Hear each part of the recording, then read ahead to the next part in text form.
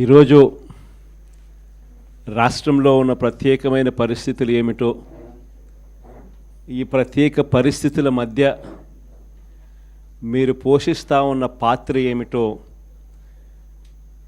నేను వేరే చెప్పాల్సిన అవసరం లేదు. నిజంగా ఈరోజు పార్టీకి అన్ని రకాలుగా ఒక పెద్దన్న పాత్ర ఎవరైనా పోషిస్తూ ఉన్నారు అంటే అది న్యాయవాదులే అని చెప్పాలి. అడగకపోతే అమ్మైనా అన్నం పెట్టదన్నట్టుగా, కోరకపోతే దేవుడైనా కూడా వరం ఇవ్వడం అన్నట్టుగా, పిటిషన్ వేయకపోతే, న్యాయస్థానంలో మీరు నిలబడకపోతే న్యాయం కూడా దక్కే పరిస్థితి కూడా ఉండదు. కలియుగం అన్నది ఏమిటి అన్నది ఈ చంద్రబాబు నాయుడు గారి పరిపాలన చూస్తే ఈ 14 నెలల్లో ఓహో ఇదేనా కలియుగము అని చెప్పి అనిపించే పరిస్థితి ఎవరికైనా కూడా అనిపిస్తుంది. ఎందుకనంటే న్యాయం లేదు, ధర్మం లేదు. తమకు గిట్టని వాళ్ళు ఎవరైనా ఉంటే, తమకు నచ్చని వాళ్ళు ఎవరైనా ఉంటే, తమకు వ్యతిరేకంగా స్వరం వినిపించే వాళ్ళు ఎవరైనా ఉంటే తట్టుకునే పరిస్థితి లేదు, జీర్ణించుకునే పరిస్థితి లేదు. ఎలాగైనా తీసుకొని పోయి వాళ్ళని జైల్లో వేయాలి, ఎలాగైనా తీసుకొని పోయి వాళ్ళని చిత్రహింసలు పెట్టాలి, ఎలాగైనా కూడా వాళ్ళ పరువును తీయాలి అనే ఒక నీచమైన సంస్కృతి ఈరోజు మనం చూస్తూ ఉన్నాం. ఒక మనిషిని జైల్లో పెట్టడము అని అంటే తన పరువును, తన ప్రతిష్టలతో ఆడుకోవడం. అవన్నీ తెలిసి కూడా ఏ తప్పు చేయకపోయినా కూడా బురద వేసి తప్పు చేశాడు అని చెప్పి దానికోసం దొంగ సాక్ష్యాలను క్రియేట్ చేసి కేవలం వీళ్ళు పెట్టే ప్రలోభాలు, వీళ్ళు పెట్టే భయం తప్ప వేరే బేసి లేదు, వేరే సాక్ష్యము లేదు. ఇలాంటి పరిస్థితుల మధ్య న్యాయం జరగడానికి కోసం బాధితుల తరపున గట్టిగా నిలబడి వాళ్ళ స్వరం వినిపించే కార్యక్రమం ఎక్కడైనా చేయాల్సిన పరిస్థితి ఏదైనా ఉంది అని అంటే అది ఇంకా మన భుజస్కంధాల మీద ఇంకా బాధ్యత ఎక్కువైంది. కానీ ఏదైనా కూడా న్యాయం, ధర్మం అనేది వాళ్ళ తరపున ఎవరైనా వాళ్ళ తరపున గట్టిగా నిలబడి వాళ్ళకు న్యాయం చేసే పరిస్థితి రావాలి అని అంటే అది మళ్ళీ మీ భుజస్కంధాల మీదనే ఉంది. కాబట్టి మీరు పోషించే పాత్ర చాలా ఇంపార్టెంట్ పాత్ర. మరీ ముఖ్యంగా కష్టకాలంలో ప్రతిపక్షంలో ఉన్నప్పుడు వైఎస్ఆర్ పార్టీకి నిజంగా పెద్దన్నగా మీరు చేస్తూ ఉన్న పాత్ర ఎప్పటికీ కూడా పార్టీ మర్చిపోదని సందర్భంగా తెలియజేస్తాను. ఎవరికి కూడా ఊహించని విధంగా కూడా, ఇంతకుముందు గతంలో ఎప్పుడు జరగని విధంగా కూడా లీగల్ కమ్యూనిటీకి మరీ ముఖ్యంగా ఫస్ట్ టైం లా కంప్లీట్ చేసుకుని తమ కాళ్ళ మీద తాము నిలబడడానికి సిద్ధంగా ఉన్న యంగ్స్టర్స్కు, యంగ్ లాయర్స్కు ప్రభుత్వం అప్పట్లో క్రమం తప్పకుండా సహాయ సహకారాలు అందిస్తూ లా నేస్తం పేరిట అండగా నిలిచిన చరిత్ర కూడా ఇంతకుముందు ఎప్పుడు జరగల. అదొక్క వైఎస్ఆర్సీపీ ప్రభుత్వం వచ్చిన తర్వాత మాత్రమే ఆ చరిత్ర కూడా చూసాం. అలాంటి పరిస్థితుల నుంచి నిజంగా అట్టడుగు వర్గాలకు తోడుగా ఉండాలని చెప్పి కార్యక్రమంలో భాగంగా ఏకంగా జీపీలు, ఏజీపీల నియామకంలో కూడా ఏకంగా 52% రిజర్వేషన్లు ఇచ్చి అట్టడుగు వర్గాలకు కూడా మంచి చేయాలి అని చెప్పి ఆలోచన చేసిన పరిస్థితులు కూడా గతంలో ఎప్పుడు చూడాల. అప్పుడు కూడా జరిగింది కూడా, అది కూడా వైఎస్ఆర్సీపీ హయాంలోనే. న్యాయవాదులకు సంక్షేమ నిధి కోసం 100 కోట్ల రూపాయలు వాళ్ళకు కేటాయింపులు చేసి అందులో 25 కోట్ల రూపాయలు ఖర్చు కూడా ఎప్పుడైనా జరిగింది అని అంటే అది కూడా వైఎస్ఆర్సీపీ ప్రభుత్వ హయాంలోనే. న్యాయవాదుల సంక్షేమ నిధికి కాకుండా ఇన్సూరెన్స్ పథకానికి కూడా 1/3 వంతు వాటాను కూడా ప్రభుత్వమే చెల్లించిన పరిస్థితులు కూడా ఎప్పుడైనా ఉన్నాయి అని అంటే అది కూడా వైఎస్ఆర్సీపీ ప్రభుత్వంలో. ఇవన్నీ కూడా దేవుడి దయతో ఇవన్నీ కూడా అప్పట్లో గర్వపడే విధంగా, న్యాయవాదులందరికీ కూడా మనం మంచి చేశాము అని చెప్పి గర్వంగా పార్టీ చెప్పుకునే విధంగా కూడా చేయగలిగాం.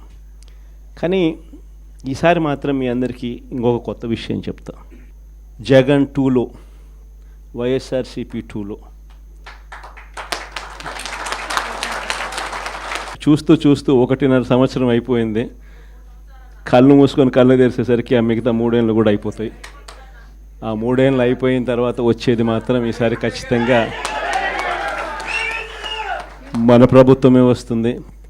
ఎందుకనంటే ఇంతగా మోసాలు చేసిన పరిస్థితి, ఇంతగా అబద్ధాలు చెప్పిన పరిస్థితి బహుశా ఈ రాష్ట్ర చరిత్రలో ఎప్పుడు కూడా మనం చూసి ఉంటాం.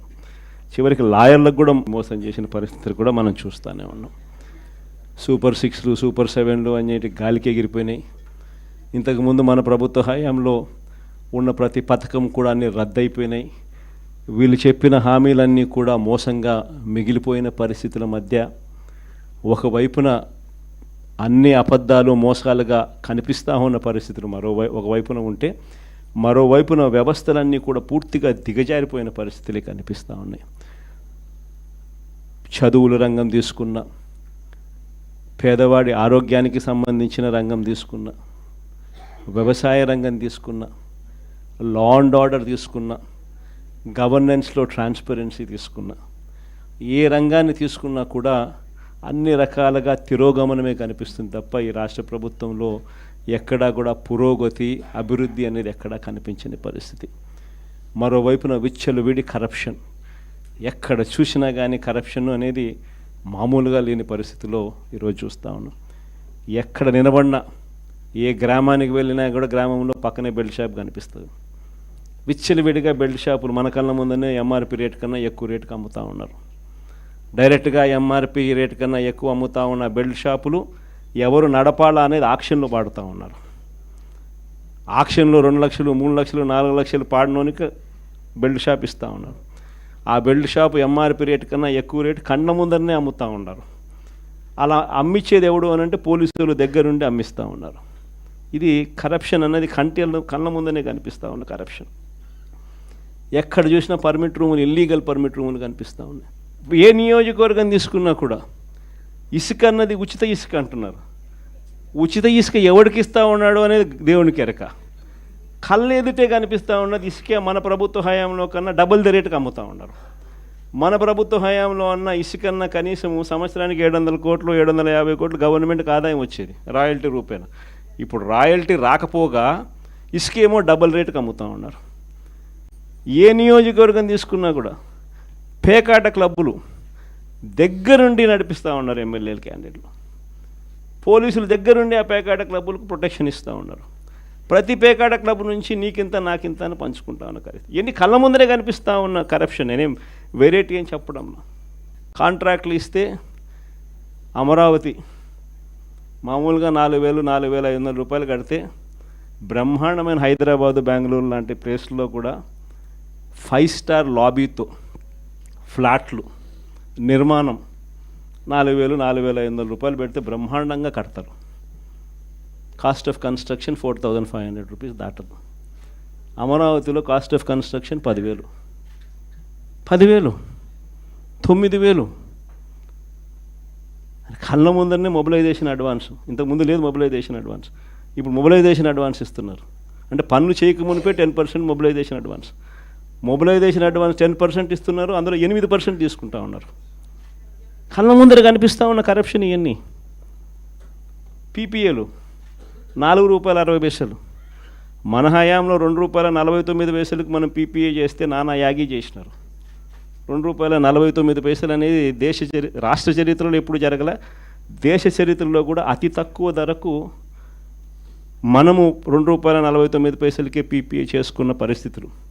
అలాంటిది వెన్నుదట్టి ప్రోత్సహించాల్సింది పోయి అప్పుడు కూడా మన మీద బురద జల్లినారు. తీరా వాళ్ళు వచ్చిన తర్వాత పరిస్థితి ఏంటి అంటే ₹4.60 పీపీఏ.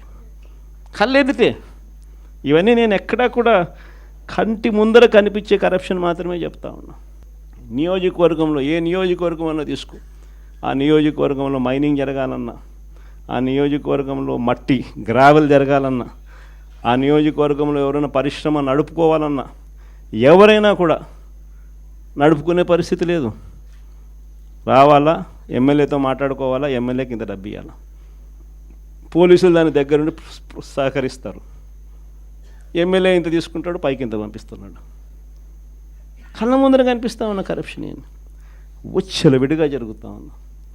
ఇలాంటి నేపథ్యంలో ఇంత మంచి చేసిన మనకే ఈ పరిస్థితి ఉన్నప్పుడు మరి ఇన్ని అబద్ధాలాడి ఇన్ని మోసాలు చేసి ఇంత దారుణమైన పరిపాలన చేస్తూ ఉన్న వీళ్లకు పరిస్థితి రేపొద్దున దేవుడు ప్రజలు తంతే ఎక్కడ పడతారో నేను వేరే చెప్పాల్సిన పని.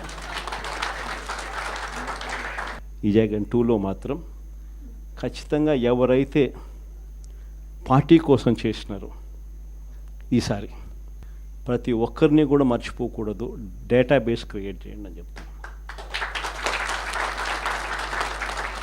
ఈ డేటాబేస్ ఆధారంగానే రేపొద్దున ప్రతి ఒక్కరికి కూడా గుర్తింపు అనేది ఉంటుందనేది ఈ సందర్భంగా ఖచ్చితంగా తెలియజేస్తాను.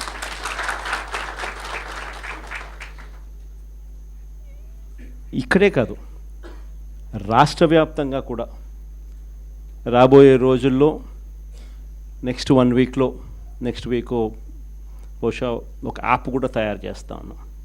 దాంట్లో కూడా మీ సీనియర్ లాయర్లు అందరూ కూడా దాంట్లో యాప్లో కూడా ఇన్వాల్వ్ అవుతున్నారు.